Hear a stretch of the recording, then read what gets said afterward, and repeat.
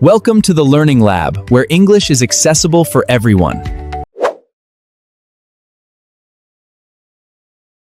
Hey, welcome back to the Learning Lab, everybody. I'm Jane, and as always, I'm sitting here with my amazing co-host, Jenny! Hi, everyone. Oh my goodness, it's so good to be back. I feel like we haven't recorded in forever, Jane. Like, it's been so long. I know. We've been a little bit busy.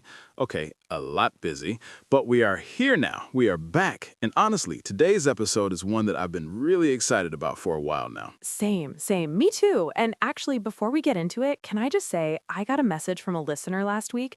Her name is Min. She's from Vietnam, and she said she listens to us every single morning while she makes breakfast. And that just made my whole week, honestly. Oh, that is so sweet. Hi, men. Keep making that breakfast and keep listening, okay? We love you. And honestly, that kind of message is exactly why we do this, Because we are also learners. We are not perfect. We are just two people who love English and love talking about it. Exactly. We mess up, we laugh, we keep going. That's kind of the whole vibe of the show, right? So if you are new here, welcome to the Learning Lab. We are so happy you found us. And if you are a returning listener, oh my gosh, thank you for coming back. Okay, so today we are talking about something that I think a lot of English learners feel scared about, and that is speaking. Like actually opening your mouth and making English words come out of it.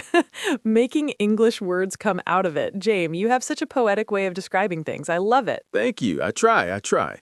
But seriously, though, speaking is the skill that I think most people feel the most nervous about, right? Like, you can study grammar for years, you can read books, you can watch movies with subtitles, but then someone asks you a simple question in English and suddenly your brain just goes completely blank. Oh, wow. Yes, that happened to me. Okay, can I tell this story real quick? Please, go ahead. Okay, so this was maybe 3 years ago. I was at a coffee shop, and the barista, super friendly guy, he looked at me and he said, "Hey, how's your day going?" And I stood there. I stood there like a statue, like a very confused statue. And in my head, I was thinking, I know this answer. I know how to say this.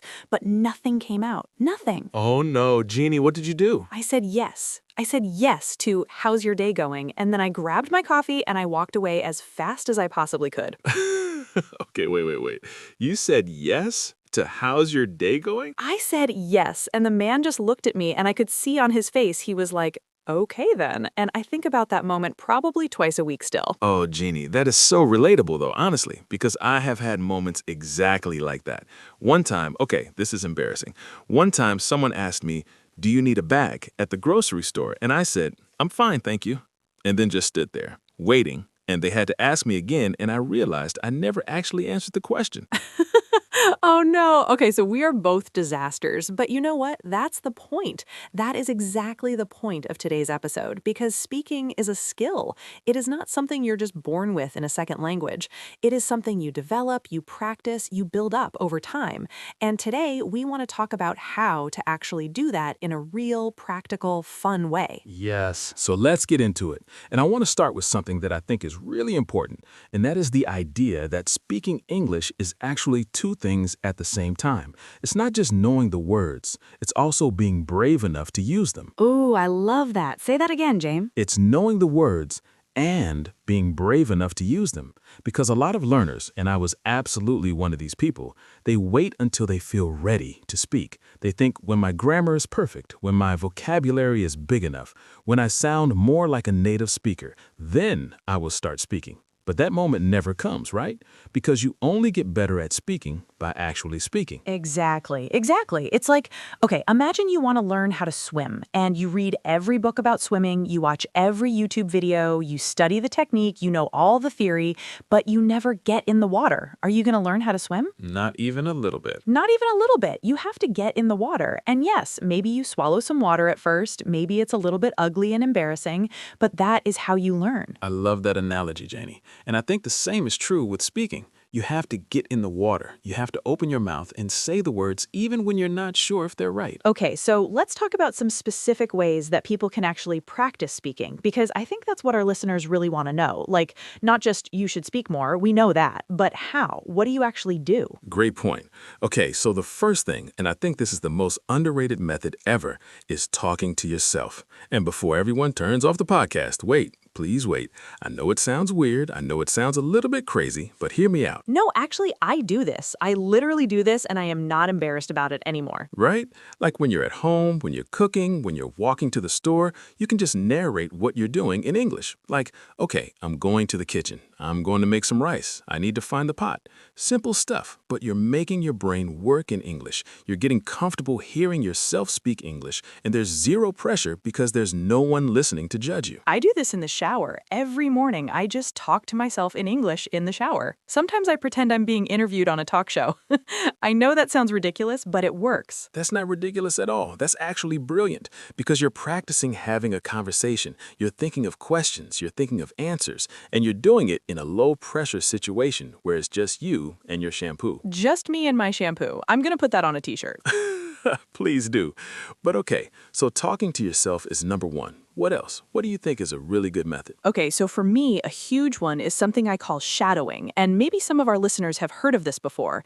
Basically, what you do is you find a video or a podcast or a movie, something where there are native speakers or fluent speakers talking, and you try to copy their words, their rhythm, their intonation, everything. Oh, I love shadowing. That is such a good one. And it's not just about the words, right? It's about how they say the words, the music of the language. Yes, the music, exactly, because English has this rhythm to it, this up and down pattern, and when you shadow someone, you start to feel that rhythm in your own mouth, in your own body almost, and it makes you sound so much more natural when you actually speak. And you can shadow anyone. You can shadow a news anchor if you want to sound formal. You can shadow a YouTuber if you want to sound casual. You can shadow a character in a TV show. Just make sure you pick someone whose style of speaking you actually want to copy. Good point. Don't shadow a character who speaks in a very unusual way. Like don't shadow Yoda from Star Wars. Oh no, please do not shadow Yoda.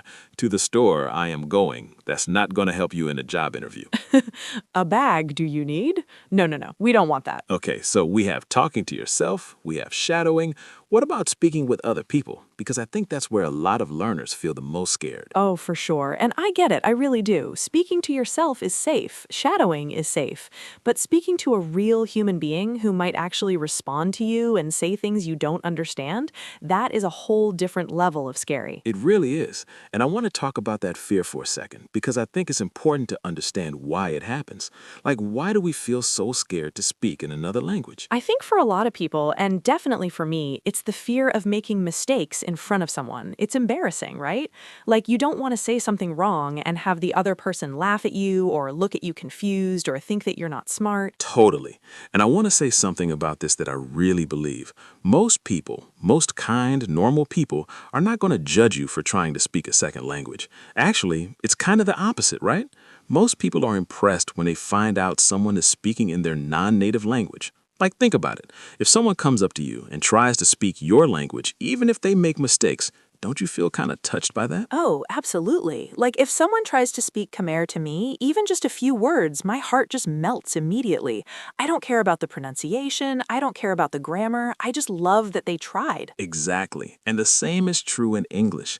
Native speakers, fluent speakers, most of them are not sitting there marking your mistakes in a red pen in their heads.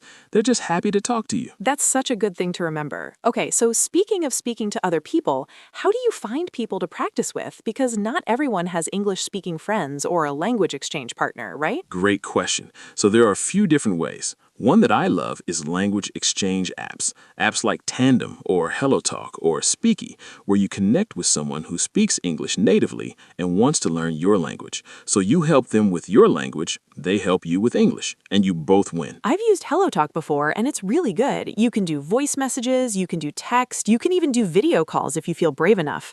And the nice thing is you can do it from your phone, from wherever you are, at whatever time works for you. Right, it's so flexible. And another option, one that's becoming more and more popular, is online tutoring. Like there are platforms where you can book a session with a teacher or even just a conversation partner for like 30 minutes or an hour, and you just talk. You practice having conversations, and it's great because you get real feedback. You get someone who would gently correct you when you make mistakes. Oh, getting feedback is so important because when you're talking to yourself in the shower, your shampoo is not going to tell you that you said something wrong. The shampoo does not correct your grammar, unfortunately. Unfortunately not. But okay, let's talk about something that I think is really practical for our listeners. Let's talk about what you actually say when you're speaking English and you get stuck. Because this happens to everyone, right? You're in the middle of a sentence and suddenly you forget a word or you're not sure how to say something and you just freeze. Oh, yes, this is so important. Okay, so there are these little phrases called filler phrases or buying time phrases, and native speakers use them all the time. Like when a native speaker needs a moment to think about something, they don't just go completely silent. They say things like, let me think about that for a second, or that's a good question, actually, or what's the word I'm looking for? Or, you know what I mean? Or, how do I put this? Or, so basically, these little phrases are like a bridge that keeps the conversation going while your brain is catching up. Yes, and using these phrases makes you sound so much more natural because silence in a conversation can feel awkward and can make you more nervous. But if you fill that silence with something natural sounding, you buy yourself a little time and you stay in the conversation. Can we give some examples? Because I think hearing them in context is really helpful. Definitely. Let's do it. Hey, good morning. How was your weekend? Did you do anything fun? Oh, good morning. Let me think. Yes, actually, I went to, how do I say this? I went to visit my friend in another city, and we spent the whole day just walking around and trying different food. It was really, really nice. Oh, nice. What kind of food did you try? So we tried this dish. I'm not sure how to say it in English exactly, but it's like a noodle dish with a very, very spicy broth, and you put vegetables and meat on top. It's a traditional dish from my country. Have you tried anything like that? That sounds amazing, actually. Was it like a soup or more like a dry noodle dish? It was more like a soup, yes. The broth is the most important part, you know? It takes a really long time to make. My friend's grandmother made it, and oh my goodness, it was the best thing I've eaten in a long time. Wow, homemade always hits different, right? Hey, speaking of food, we're going to have a team lunch next Friday, and we're thinking about going to that new Thai place on 5th Street. Do you like Thai food? Oh, I think so. Actually, sorry, can I ask, what does hits different mean? You said it hits different? Oh, yeah, sorry, that's a slang expression. It means something feels especially good or special, like it has a stronger effect than usual. So, homemade food hits different means homemade food feels extra special compared to restaurant food. Oh, okay, I understand now. Yes, that's exactly right. Homemade food hits different. I'm going to remember that expression. You used it perfectly. So, Thai food, are you in for lunch next Friday? Yes, actually, let me check my calendar real quick. Yes, Friday should work. I'd love to come. Should I tell you by tomorrow? Yeah, no rush. Just let me know by end of day Thursday. It's going to be fun. Great, I'm really looking forward to it. This is, how do I put it? This is one of the things I love about working here. Everyone is so friendly, you know? Ah, that's so nice to hear. All right, I'll let you get back to work. See you later. See ya, have a good day. And scene. Okay, how was that? I feel like that went pretty well, and I used so many of the things we talked about. Let me think, how do I say this, how do I put it, asking for clarification when I didn't understand hits different. Yes, and that was such a natural moment, right? When you stopped and asked, wait, what does that mean? That's exactly what a confident language learner does. You didn't pretend to understand. You didn't just let it go. You stopped, you asked, you learned a new expression, and then you even used it immediately. And the thing is, the conversation kept going. It didn't break down because I asked a question. We just kept talking, and it was totally fine. Totally fine and actually really pleasant. Okay, so let's move on to the section that I think is maybe the most important, common mistakes. And I want to be really gentle here because these are mistakes that come from a place of being nervous or not knowing, and that is totally understandable. We've all been there. Completely. Okay, so the first common mistake, and this is a big one, is what I call translate first, speak second. This is when a learner thinks in their first language, translates the whole sentence in their head, and then says it in English. And the problem is that this takes so long. And also, things don't always translate directly, so the sentence comes out sounding a little bit off. Yes, and I know this is hard because thinking in English feels very unnatural at first, especially if you've only just started learning. But the more you practice, the more you can start to skip that translation step and just reach for the English words directly. A really good exercise for this is to practice chunking. So instead of trying to build every sentence from scratch, you learn common English phrases as whole chunks. Things like, I was wondering if, or do you mind if I, or I'm not sure about that, to be honest. You learn these as complete units, and then you can pull them out whenever you need them without having to build them word by word. Oh, that's such a good point. It's like having a phrase ready in your pocket. You don't have to think about the grammar because you've already memorized the whole thing as a unit. Exactly, and your speaking becomes so much faster and more natural when you do that. Okay, another big common mistake, and this one is one I made for a very long time, is being too perfect, like trying to construct the grammatically perfect sentence before you say anything. And because you're trying to be perfect, you end up saying nothing at all. Oh, the perfectionism trap. Yes, this one is so sneaky because it feels responsible, right? It feels the right thing to do. I don't want to say something wrong, so I'll just wait until I'm sure. But waiting until you're sure means waiting forever. Exactly. And native speakers make grammatical errors all the time. They use incomplete sentences, they start a sentence and change direction in the middle, they use casual forms that are technically incorrect, but completely normal in conversation. Like people say gonna instead of going to. People say wanta instead of want to. People drop words all the time. Right. Nobody says, I am going to the store. Would you like me to purchase anything for you? In casual conversation. They say, I'm going to grab some stuff from the store. You want anything? Yes, exactly. And both are English, just different styles. In a formal email or presentation, you might use the more formal version, but in a casual conversation with a friend, the relaxed version is totally normal and natural. So, learners, please give yourselves permission to be a little bit imperfect when you speak. The goal is communication. The goal is connection.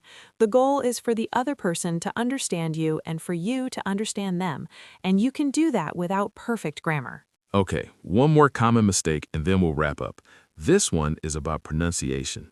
So a lot of learners spend a lot of energy worrying about their accent. Like, do I sound too foreign? Do I sound funny? Will people understand me? And I want to address this so directly. Your accent is not a problem. Your accent is part of who you are.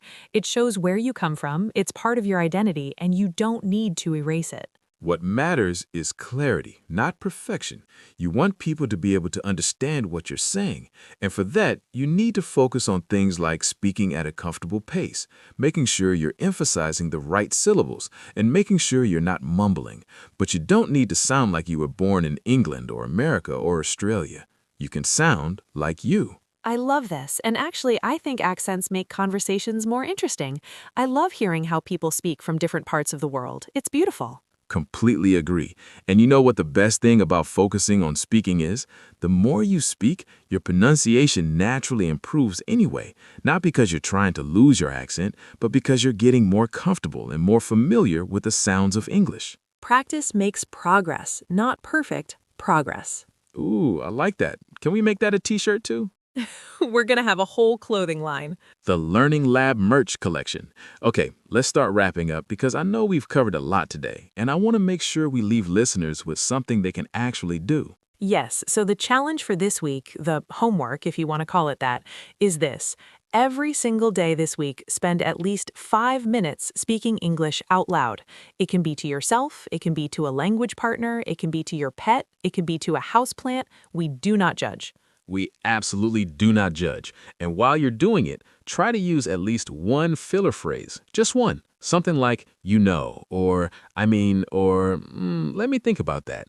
Just practice getting it into your speaking naturally. And if you want a bonus challenge, try to learn one new chunk this week, one complete phrase that you can use in a conversation, and then actually use it, actually say it to someone or practice it out loud.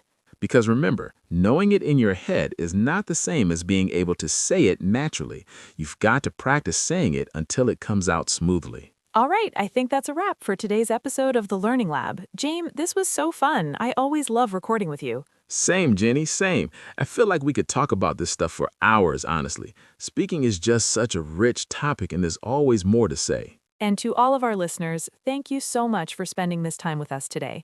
We know your time is valuable, and we are so grateful that you choose to spend some of it here with us at the Learning Lab. If you enjoyed today's episode, please share it with a friend who is also learning English. That is honestly the biggest compliment you can give us, and it helps us reach more learners around the world. And leave us a comment or a message. We love hearing from you. Whether it's a question, a story, a mistake you made that you can laugh about now. Like saying yes to how's your day going? Like that, exactly like that. We want to hear it all. All right, until next time, keep speaking, keep practicing, keep being brave. And remember, Practice makes progress. bye everyone. See you next time on the Learning Lab. Take care.